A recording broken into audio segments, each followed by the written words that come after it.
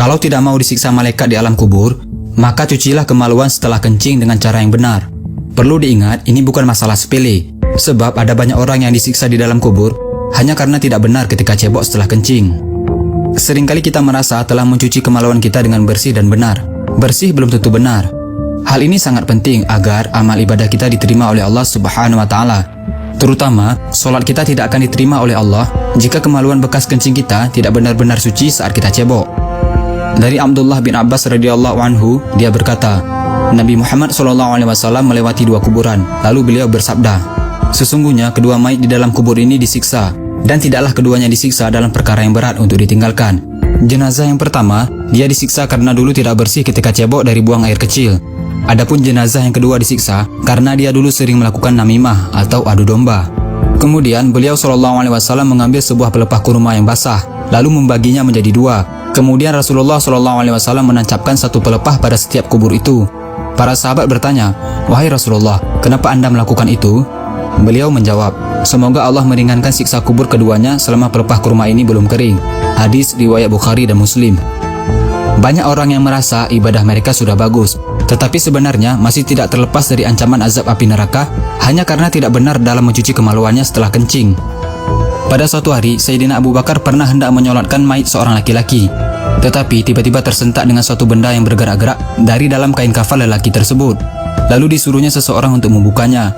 Alangkah terkejutnya, ada seekor ular yang sedang melilit kepala kemaluan mayat lelaki tersebut. Khalifah Abu Bakar mencabut pedangnya lalu menghampiri ular tadi untuk membunuhnya.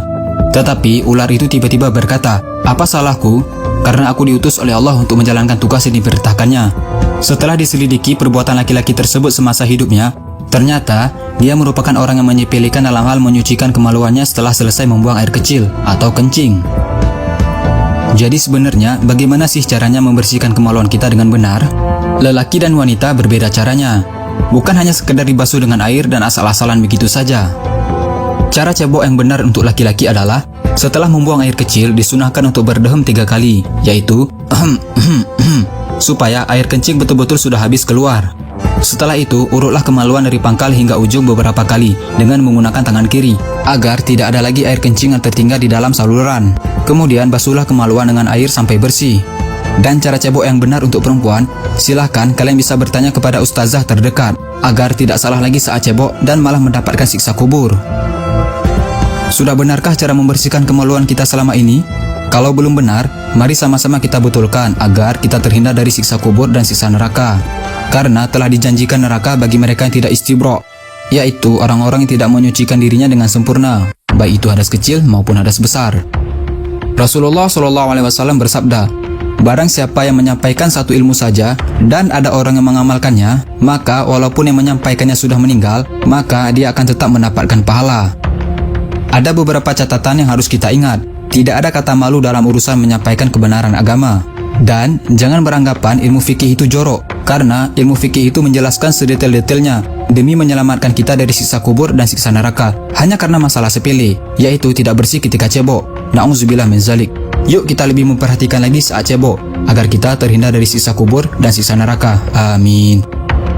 Jangan lupa di-share video ini sebanyak-banyaknya agar teman-teman kalian, sahabat kalian, dan orang-orang yang kalian sayangi nggak ketinggalan informasi penting ini guys. Jika kalian suka dengan video ini, jangan lupa tekan tombol like-nya juga ya.